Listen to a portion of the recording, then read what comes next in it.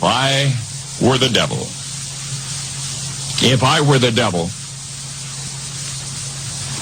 if I were the prince of darkness, I'd want to engulf the whole world in darkness, and I'd have a third of its real estate and 4/5 of its population, but I wouldn't be happy until I had seized the ripest apple on the tree. So I'd set about, however necessary, to take over the United States.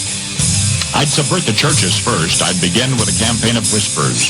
With the wisdom of a serpent, I would whisper to you as I whispered to Eve, do as you please. To the young, I would whisper that the Bible is a myth. I would convince them that man created God instead of the other way around. I would confide that what's bad is good and what's good is square. And the old I would teach to pray after me, Our Father, which art in Washington. And then I'd get organized. I'd educate authors in how to make lurid literature exciting so that anything else would appear dull and uninteresting. I'd threaten TV with dirtier movies and vice versa. I'd peddle narcotics to whom I could. I'd sell alcohol to ladies and gentlemen of distinction. I'd tranquilize the rest with pills. If I were the devil, I'd soon have families at war with themselves, churches at war with themselves, and nations at war with themselves, until each in its turn was consumed. And with promises of higher ratings, I'd have mesmerizing media fanning the flames.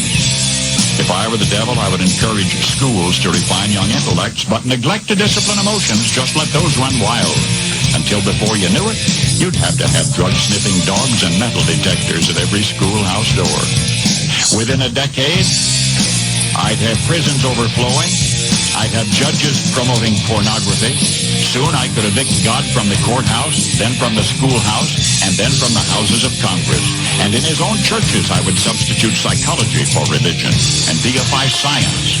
I would lure priests and pastors into misusing boys and girls and church money. If I were the devil, I'd make the symbol of Easter an egg and the symbol of Christmas a bottle.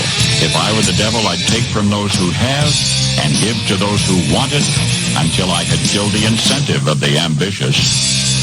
What'll you bet? I couldn't get whole states to promote gambling as the way to get rich. I would caution against extremes in hard work, in patriotism, in moral conduct. I would convince the young that marriage is old-fashioned, that swinging is more fun, that what you see on TV is the way to be. And thus I could undress you in public, and I could lure you into bed with diseases for which there is no cure.